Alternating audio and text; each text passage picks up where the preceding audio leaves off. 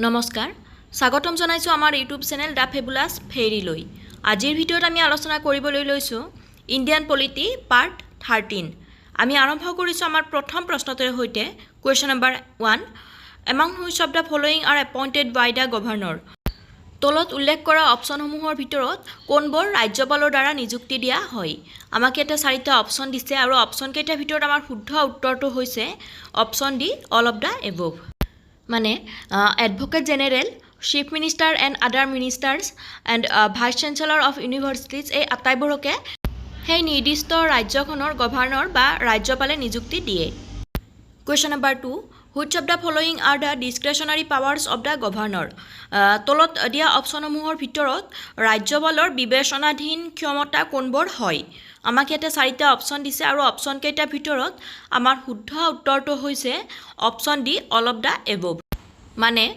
কোনো এখন ৰাজ্যত মুখ্যমন্ত্ৰী নিৰ্বাচন বা সংশ্লিষ্ট ৰাজ্যখনত ৰাষ্ট্ৰপতিৰ শাসন সম্পৰ্কে ৰাষ্ট্ৰপতিক পৰামৰ্শ প্ৰদান কৰা বা কোনো এখন বিধেয়ক পুনৰ বিবেচনাৰ বাবে ৰাজ্যিক বিধায়নী দললৈ ঘূৰাই দিয়া এই সকলোবোৰ ৰাজ্যপালৰ বিবেচনাধীন ক্ষমতাৰ অন্তৰ্ভুক্ত হয় Question number 3. Proclamation of emergency under Article 352 is issued by which one of the following?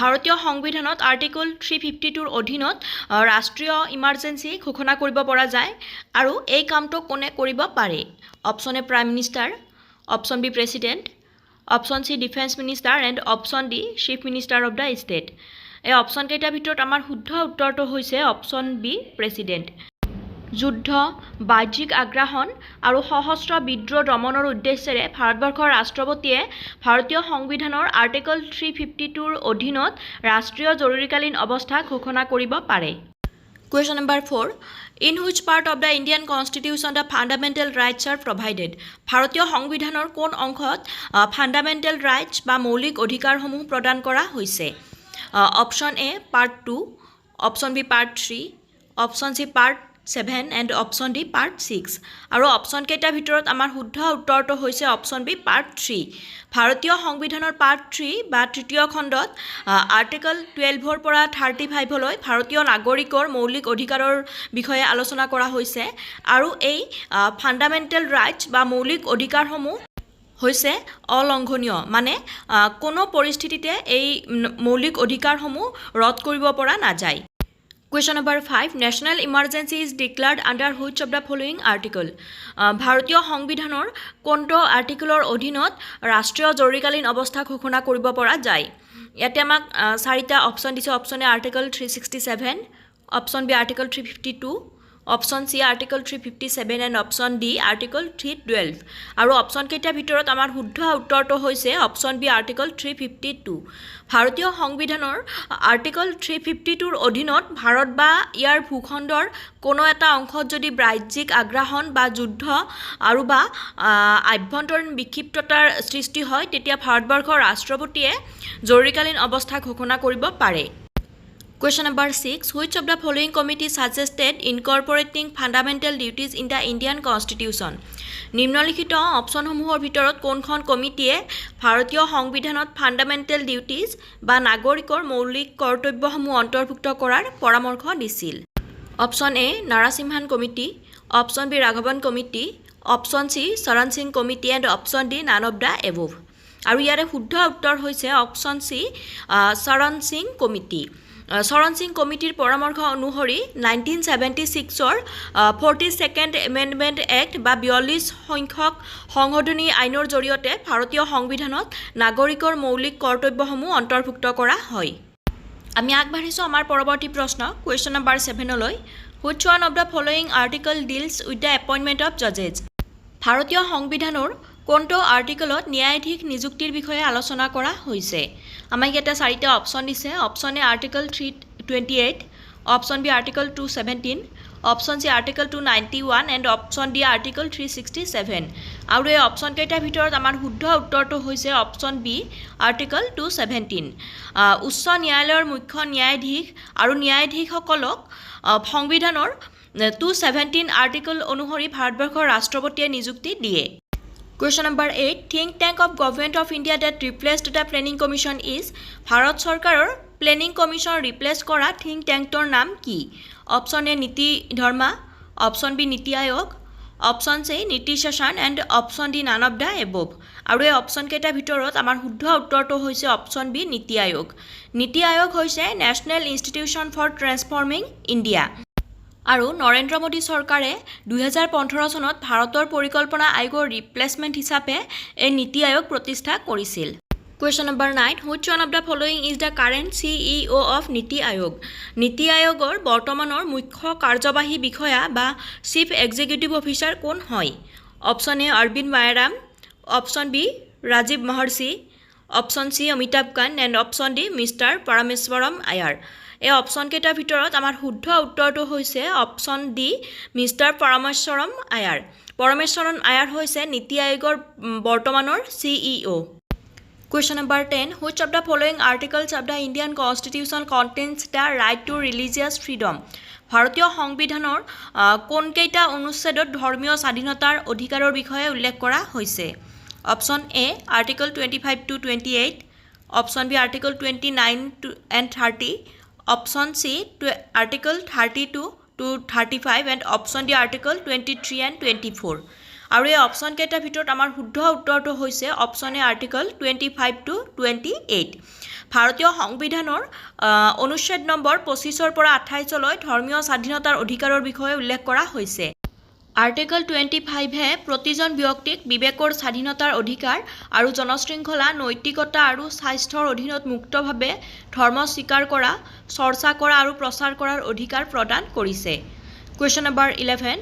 National Emergency Proclamation is issued in case of কোনবোৰ ক্ষেত্ৰত ৰাষ্ট্ৰীয় জৰুৰীকালীন অৱস্থা ঘোষণা কৰিব পৰা যায়? অপশন এ আৰ্মড ৰেভলিউশ্যন বা সশস্ত্ৰ বিদ্ৰোহ, অপশন বি এক্সটাৰ্নেল এগ্ৰেশ্যন বা বাহ্যিক আগ্ৰাসন, অপশন চি ৱাৰ বা যুদ্ধ আৰু option D all of the above. আৰু এই অপশন কেইটাৰ ভিতৰত আমাৰ শুদ্ধ উত্তৰটো হৈছে option D all of the above.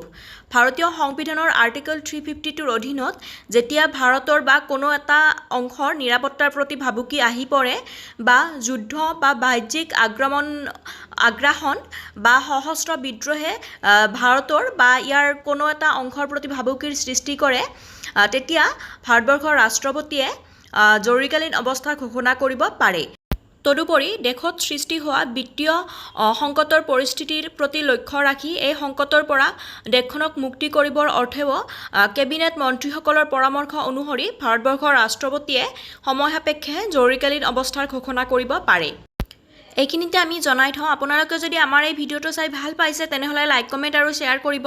আৰু লগতে যিসকলে আমাৰ চেনেলটো এতিয়ালৈ ছাবস্ক্ৰাইব কৰা নাই, অনুগ্ৰহ কৰি আমাৰ নেক্সট ভিডিঅ'সমূহ পাবলৈ আপোনালোকে চেনেলটো ছাবস্ক্ৰাইব কৰি দিয়ে যেন। আমি আগবাঢ়িছোঁ আমাৰ পৰৱৰ্তী প্ৰশ্নলৈ। Question number 12. Which articles in the Constitution give provisions for the electoral system in India? ভাৰতীয় সংবিধানৰ কোনকেইটা অনুচ্ছেদত ভাৰতৰ নিৰ্বাচনী ব্যৱস্থাৰ বিষয়ে উল্লেখ কৰা হৈছে? Option a article 124 to 128, option b article 324 to 329, option c article 256 to 259 and option d none of the above. আৰু এই অপশন কেইটাৰ ভিতৰত আমাৰ শুদ্ধ উত্তৰটো হৈছে অপশন বি আৰ্টিকল 324 to 329। ভাৰতীয় সংবিধানৰ নিৰ্বাচনী সম্পৰ্কীয় আইনসমূহ ভাৰতীয় সংবিধানৰ পঞ্চদশ খণ্ডত সন্নিৱিষ্ট কৰা হৈছে। আৰু এই পঞ্চদশ খণ্ডত আৰ্টিকল 324ৰ পৰা 329ত উল্লেখ কৰা নিৰ্বাচনী বিধানসমূহে নিৰ্বাচনী তালিকাত নাম অন্তৰ্ভুক্ত কৰাৰ পৰা আৰম্ভ কৰি নিৰ্বাচন সম্পৰ্কীয় আইন প্ৰণয়নলৈকে নিৰ্বাচন পৰিচালনাৰ সকলো দিশ সামৰি লৈছে। Question number 13. Which part of the Constitution of India deals with the panchayats? ভাৰতীয় সংবিধানৰ কোনটো অংশত পঞ্চায়তসমূহৰ বিষয়ে আলোচনা কৰা হৈছে? Option a part 15, option b part 10, option c part 9 and option d part 12।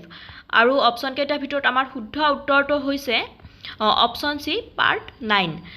ভাৰতীয় সংবিধানৰ 73 সংখ্যক সংশোধনী আইন 1992ত 16টা অনুচ্ছেদ আৰু 11টা অনুসূচীৰে গঠিত নতুন নৱম খণ্ড সংযোজন কৰা হৈছে।